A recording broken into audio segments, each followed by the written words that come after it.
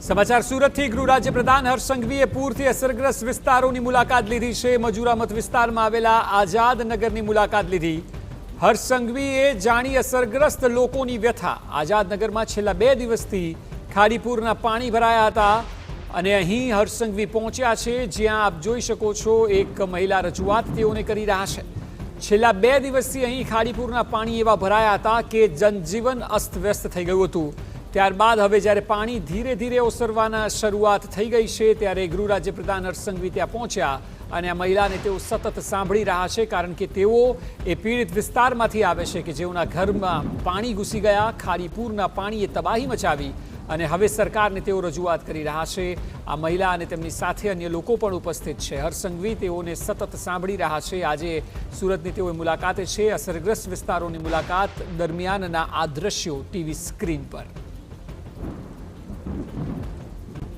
મજૂરા વિસ્તારમાં આઝાદનગર આવેલ છે અને આઝાદનગર સૌથી વધુ પ્રભાવિત વિસ્તારોમાંનું એક હતું અને જ્યારે પાણી ખાડીપુરના ચારે તરફથી ફરી વળ્યા ત્યારે પીડિત અનેક એવા પરિવારો છે કે જેમના ઘરમાં હજી સુધી પાણી છે।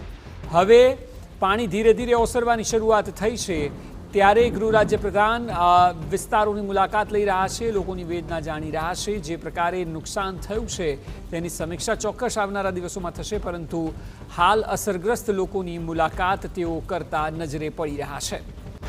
આપને જણાવી દઈએ કે આઝાદનગર અને આઝાદનગર સિવાયના પણ અન્ય વિસ્તારો એવા છે કે જ્યાં છેલ્લા 2 દિવસથી પાણી ભરાયા હતા અને એટલે લોકોને સાંભળવામાં આવી રહ્યા છે। હવે પત્રકારો સાથે તેઓ વાતચીત કરશે, થોડીવારમાં આપને એ પણ સંભળાવીશું, પરંતુ તેઓની મુલાકાત બાદની આ પત્રકારોની સાથે સંવાદ છે।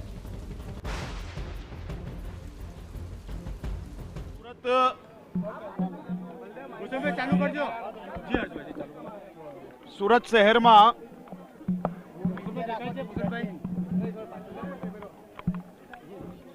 છેલ્લા 2 દિવસમાં સુરત શહેરમાં 40 વર્ષના ઇતિહાસમાં આટલા ઓછા સમયમાં સૌથી વધુ વરસાદ પડ્યો, જેના કારણે નીચાણવાળા વિસ્તારોમાં અનેક જગ્યાઓ પર પાણી ભરાવાની સમસ્યાઓનો સામનો અનેક નાગરિકોએ કરવો પડ્યો। આ ખૂબ ભારે વરસાદના કારણે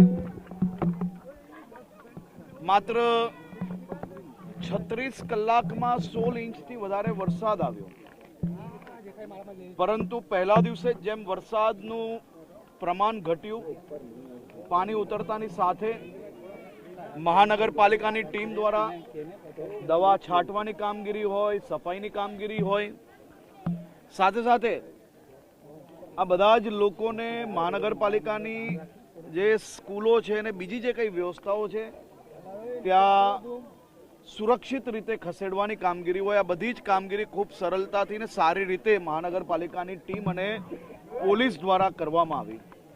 આજે વહેલી સવારથી ભગવાન જગન્નાથજીની રથયાત્રાની વ્યવસ્થાઓ પૂર્ણ થતાની સાથે જ સુરત, હું મારા મત વિસ્તારમાં ભટાર ક્ષેત્રમાં જ્યાં આંબેડકર નગર અને બીજા અન્ય વિસ્તારો, જ્યાં નીચાણવાળા વિસ્તારોમાં જ્યાં પાણી ભરાયું હતું, ત્યાં જ્યારે નાગરિકોને મળ્યો ત્યારે નાગરિકો તરફથી જે માહિતીઓ આવી કે પોલીસ અને મહાનગરપાલિકાની ટીમ દ્વારા વરસાદ પડતાની સાથે જ ઘરો સુધી પહોંચીને સૌ ઉંમરલાયક વડીલોને તથા બાળકોને સુરક્ષિત સ્થળે ખસેડવા જોડે જોડે બધી જ માહિતીઓ આપવા માટે જે કામગીરી કરી, એ કામગીરી રાત દિવસ છેલ્લા 2 દિવસથી વહીવટી તંત્ર દ્વારા જે કરવામાં આવી છે એ ખૂબ સારી કામગીરી કરી છે।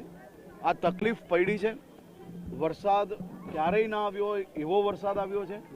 આ તકલીફ આપણે સૌ સાથે રહીને કંઈક ને કંઈક આ તકલીફોમાંથી બહાર બી નીકળ્યા છે।